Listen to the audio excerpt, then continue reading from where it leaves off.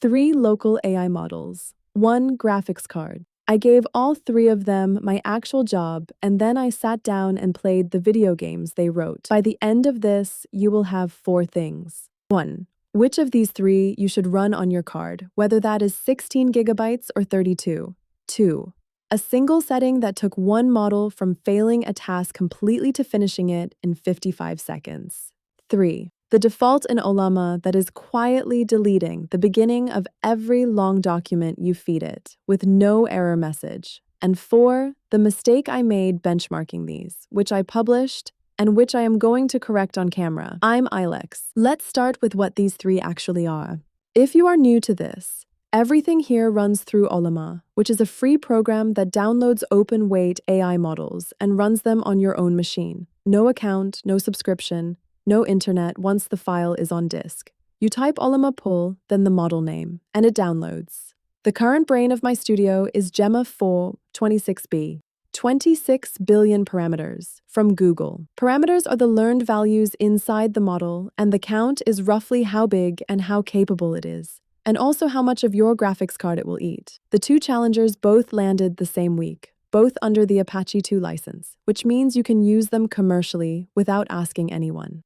Muse-glimmer, Dungeon 30B is 30 billion parameters and multimodal, meaning it reads images as well as text. And qwen3.8 27B is 27.7 billion from Alibaba, also multimodal, with a context window of 262,000 tokens. Context window is how much text it can hold in mind at once, and that number is enormous. Hold that thought, because it becomes a trap. One thing before we go further, because I see the question constantly. The smaller qwen3.8 tags, the 14 billion and the 7 billion, do not exist. There is no qwen3.8 on 14B to pull. I looked, there is no row for them in my results, and I am not going to estimate one. 2 numbers decide whether a model is usable. Tokens per second, which is how fast it writes, and VRAM, which is how much of your graphics card's memory it occupies while running. If a model needs more VRAM than your card has, it either refuses to load or spills into system memory and crawls. Same prompt, same machine, One RTX 5090 with 32 gigabytes. Measured, gemma4 26B, wrote at 237 tokens a second and used 25 gigabytes. Muse-glimmer, 30B, 79 tokens a second at 20.9 gigabytes. qwen3.8 27B, 35 tokens a second at 31.8 gigabytes. Read that last one again. 31.8 gigabytes on a 32 gigabyte card. It fits with nothing to spare, and it is nearly 7 times slower than the model I already had. And for anyone not on a card like this, the row that probably matters most to you, gemma4.12B, the smaller version, ran at 140 tokens a second in 14.8 gigabytes. That is the 16 gigabyte card row, and it is genuinely fast. I did not want to test these on puzzles, so the first test was a real bug out of this studio. A script of mine had a sample rate hard-coded to 48,000. Sample rate is how many audio measurements happen per second, and the audio being handed to it was 24,000. So every clip that went through came out at half the length it should have been, and nothing errored. I shipped that bug. I gave all 3 models the file and asked them to find it. Gemma4 26B found it and produced the exact fix that is in production right now. 2.8 seconds. qwen3.8 27B also got it right. It took 323 seconds. Muse-glimmer 30B failed it twice. It reasoned itself into a fragment and never produced an answer, even when I gave it a 16,000 token budget to think in. 2 correct answers. One arrived 100 times faster than the other. And then I asked each model to write playable browser games in HTML and JavaScript, a breakout clone, a side-scrolling platformer, and a retro racer. And instead of scoring the code, I opened them and played them, which turned out to matter enormously. Only qwen's racers finished the game loop. You could start a run, drive it, and complete it. Gemma4 26B produced a racer that parsed perfectly. Valid JavaScript, top to bottom. No syntax errors anywhere. So I opened it. The page loaded. The game canvas was sitting right there in the middle of the screen, correctly sized, with a border around it, and nothing ever drew on it. I sat and watched an empty black rectangle for 20 seconds. That is what a passing syntax check looks like from the other side. The platformer showed the same split. Only qwen's had an actual character in it. The others gave me a jumping block with spikes scattered around at what looked like random. That is a kind of quality none of my automated checks could see. A character, controls that get explained to you, a game that knows how to start and how to end. Product sense, basically. And on that, qwen won every round. Now the correction, because I published the wrong version of this first. In my first round, qwen failed the game task spectacularly. It generated in 48,500 characters of internal reasoning, and then produced 180 characters of nothing usable. I wrote that down as a property of the model. I said every reasoning model has some class of task it spirals on, and this was qwen's. That was wrong, and here is what it actually was. 8.27b ships with a chat template that sets reasoning effort, and it defaults to extra high one.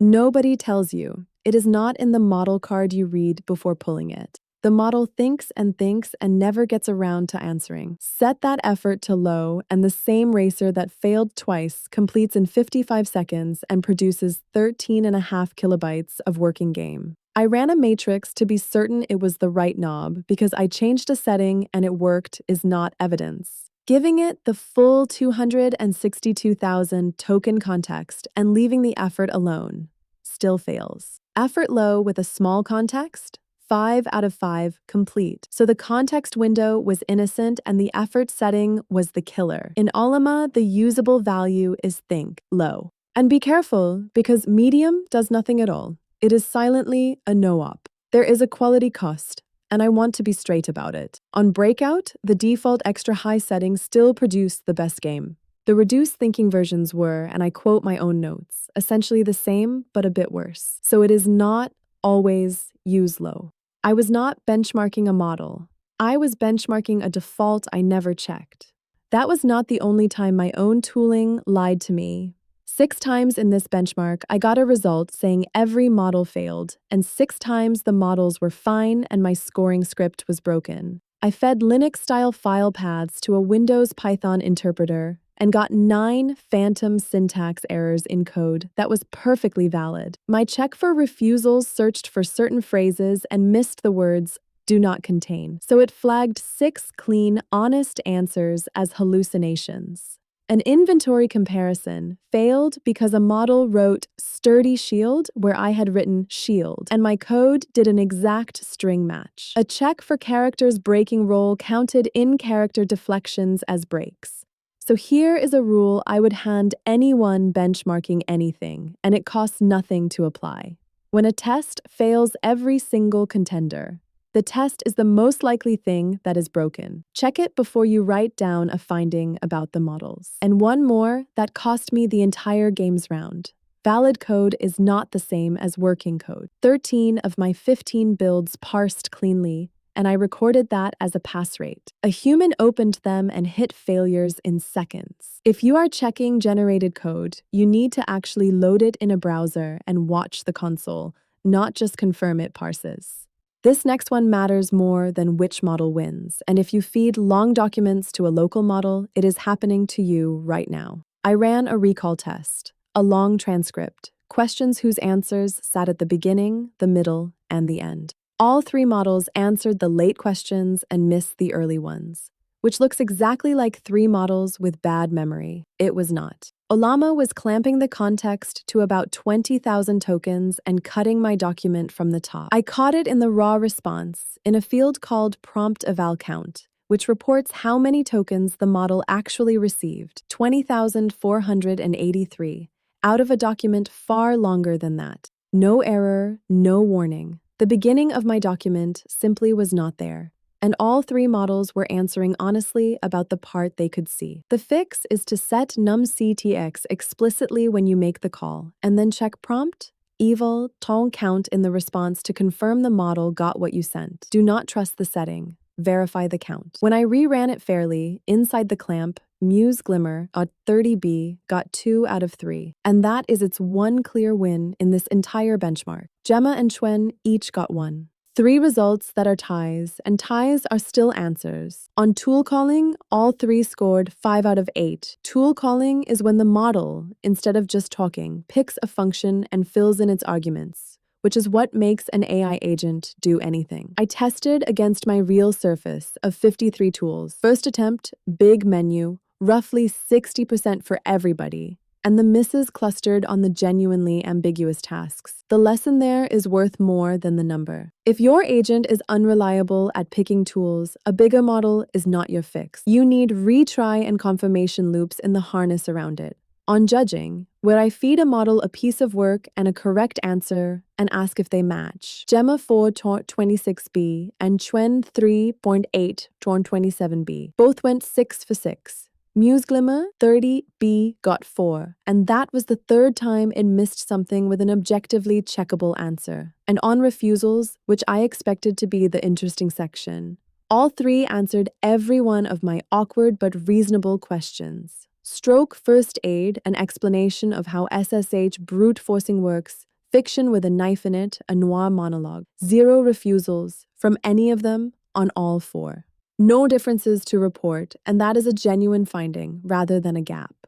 Here is the promise I made at the start, paid off. I cannot give you one name, and I have come to think anyone who does has not tested enough different jobs. If you are on 16 gigabytes or less, run gemma4.12b, 140 tokens a second in under 15 gigabytes, and it is the only one here that comfortably fits. If you are on 24 gigabytes, gemma4.26b at 25 gigabytes is out of reach, and muse-glimmer 30b at 21 fits. But look at what Glimmer missed before you commit. It failed my real debugging task twice, and it missed 3 separate things that had objectively right answers. Its one win was long document recall.